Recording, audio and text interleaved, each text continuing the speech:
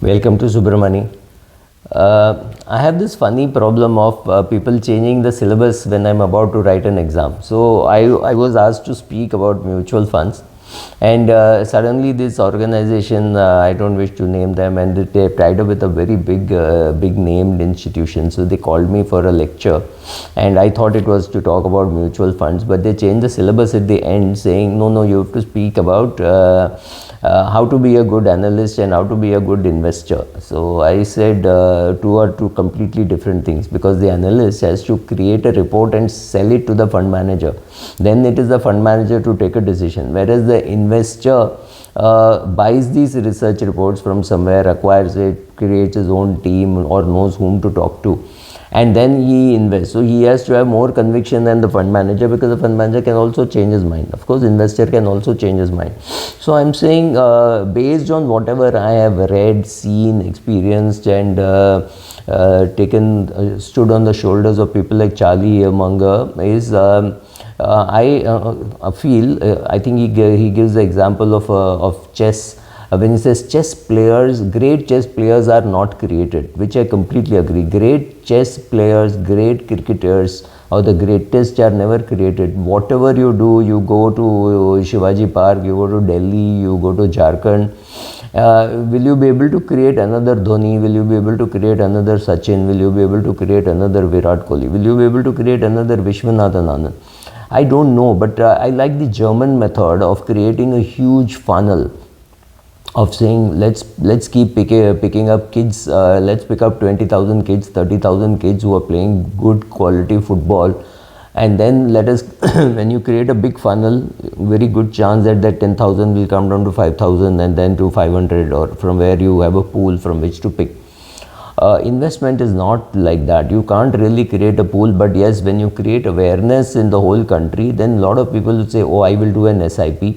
They'll create some wealth for themselves. Their children might get into the process, but largely the best investors or the greatest investors are not really created. That they have to be born. They have to be interested in that. I have a group in Bombay, where you put us together for 1 week, and we'll end up using our laptops, notebooks, everything, going for morning walks, running, whatever, but still talking, breathing equity. We will talk about the share, we will talk about the market, we will talk about how mutual funds can invest, can't invest, should invest. We will do all that, and all our money would be in equities. But largely, I think you have to have that passion for that, right? So passion cannot be created, passion cannot be taught, experience cannot be taught, right? Some of these things cannot be taught. You can, yes, of course, I insist that people should read a lot, but I am now putting a lesser emphasis on reading and more an emphasis on understanding, assimilating, and implementing what you have read, right? So having read is not enough. To read a Graham does not mean you can use his formulae, because those PE ratios have changed, right? So today, if you were a good investor in the 80s and 90s, today you'd be appalled at the PE at which some of the shares are available and people are willing to buy. Or saying there can be a valuation for a company which has never made profits. We didn't even know these terms, right? So first is to read, second is assimilate, adapt, and know how to use what you have read. I think that is underplayed. Second, you have to have I think the best word to use, temperament. When everybody around, I don't remember whose quote this was, when everybody around you is losing their head, the fact that you have your head and hold it in place will create a good portfolio for you. So in March 2020, I have friends, very well educated friends, who went and sold all their portfolio, saying the world is coming to an end. I took a completely contrarian bet, saying human beings will not be wiped out, right? The world will, I mean, I could die, but it doesn't mean the world is going to be wiped out because of this. Yes, we have had the Spanish flu, we have had such problems, but the human ability to survive is huge. Right, the earth may decide to shake us off. I quite get amused when people say protecting the earth. The earth might decide to shake you off, like it has shaken off so many other animals. That's your problem, not the earth's problem.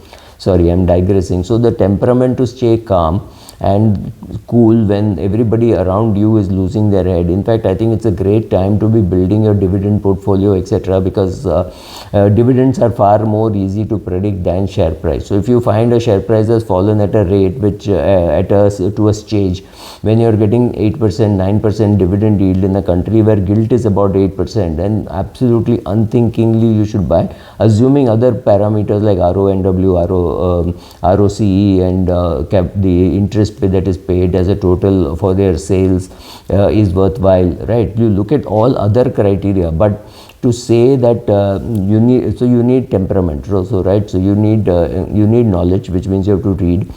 Second, you need temperament. Third, you have to be, I mean, of course, first is along with the reading, or let's say before starting the whole process, you should be passionate about investing. If you're not, index funds are good for you.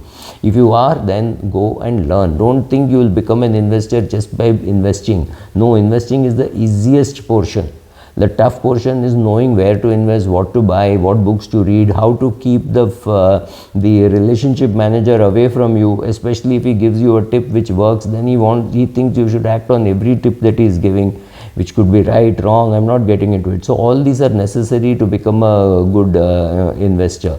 Most big investors have an investment process, right? So for me, with all the research that I think I'm capable of doing, right now it is zero. I will have 2-3 people to talk with about what share not to buy, right? So to me it's very important. To me it's not very important that the promoter be a paragon of virtue. I am saying, is the promoter good enough that when he makes a kill and he brings a kill to the table, that he eats only 30% and leaves the 70% to the smaller animals, right? That is what is a lion. A lion makes a kill, eats a big portion, or maybe eats 30%, leaves it for the jackals and the fox of the world, to the vultures, right, for them to eat. That's the job of the promoter.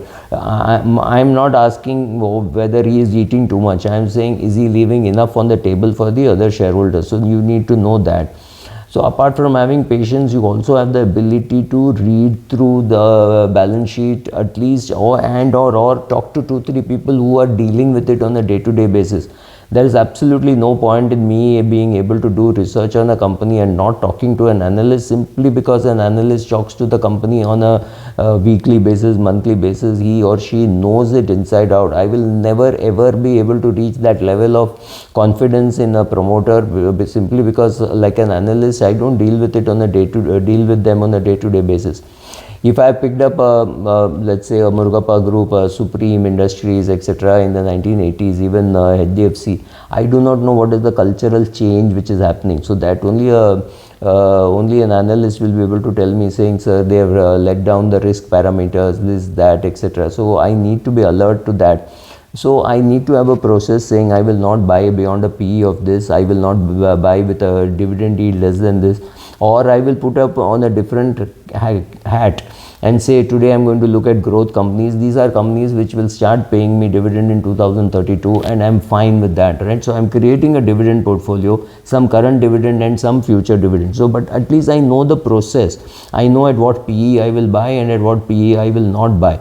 Or at some PE when I think this is ridiculous, it's a utility company, at a PE of 100, I'll sell, because that process helped me to sell in 2007. I sold BHEL, I sold Tata Power, I sold Kotak Bank, I sold many of those shares which had gone through the roof, Cholamandalam. I sold all these shares. Luckily, I sold. Unluckily, I didn't sell all. I sold a portion, but I have no regrets. But I'm saying, so if you don't put in the process, that's going to be very difficult. So this is on the way to becoming a good investor. These are all required. Of course, you require, like I said, the attitude, the patience, and the temperament, and all those things are the being alert. And now, with all these qualities, you also need to be aggressive. Aggressive means when you believe in some good idea, and you're not just going to put a small amount. You're going to put, well, not the house, not the bank, but at least say 10% of your portfolio, 20% of your portfolio. Going beyond 20% looks very difficult on a big portfolio. It looks quite easy on a small portfolio. If you have 1 lakh of rupees, you don't mind putting 20,000 in the bet. But if you have 10 crores, do you want to put 2 crores? If you have 100 crores, do you want to put 20 crores? that's difficult to think, because you say, oh God, I'm taking too much risk. But having put in the effort, if you like it, you should do what I do. I keep building my portfolio over a long period of time. So slowly you build, you have more conviction, the dividend improves, so the dividend return improves, so keep pumping that back in, and you say, oh, let me, sometimes you also realize, like Peter Lynch says, some of the best stocks are already there with you. So if you come and ask me to buy a fertilizer share, very good chance that I look at all the fertilizer companies and say, oh, Coromandel is good, I already have it, so let me not go and buy something else.